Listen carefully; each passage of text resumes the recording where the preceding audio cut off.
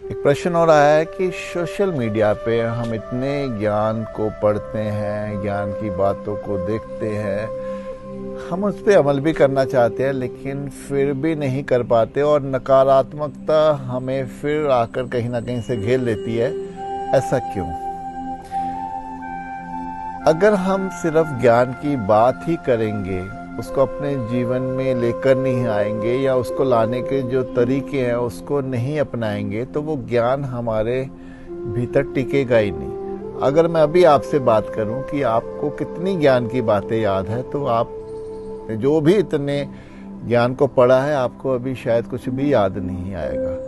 क्योंकि ज्ञान की बातें अगर हम सिर्फ दिमाग में लेके चलते हैं तो फिर हम सिर्फ उसको दिमाग तक ही सीमित रखते हैं, वो हमारे जीवन में कोई बदलाव नहीं करती। हमें ज्ञान को जीना पड़ेगा और उसको जीने के लिए जो ज्ञान के तरीके हैं, जैसे ध्यान है, एकांत है, अपने जीवन के अनुभव हैं कि हमने जो भी जीवन में गलतियां की हैं या जो भी हमारे साथ घटनाएं हुई हैं, हमने उस घटनाओं से क्या सबक लिया, हमने अपनी गलतियों से क्या सीखा। और हमने अगर ये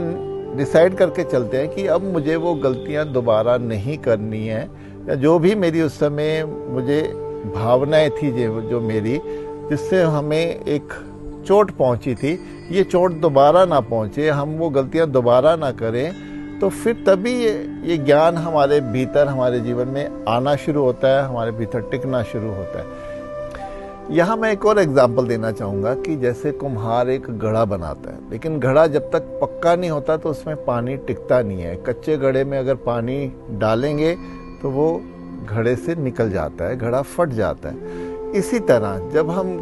ज्ञान की बातें तो पढ़ते हैं लेकिन ध्यान से हम अपने भीतर वो अपने आप को पक्का नहीं करते, ऐसा हम एक अपने भीतर शेल नहीं बनाते जहाँ पे ज्ञान टिक सके, जहाँ हम ज्ञान को जी सकें, तब तक ये ज्ञान हमारे भीतर नहीं टिकेगा। इसीलिए अध्यात्म का रास्ता है, ध्यान का रास्ता है, जो उस ज्ञान को हमारे भीतर टिकने पर काफ़ी हमें सहायता करता है। हो सकता है कि जो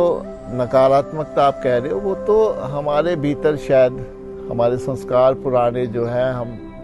जैसे उसको जीते आए हैं तो मन को वैसी भी आदत पड़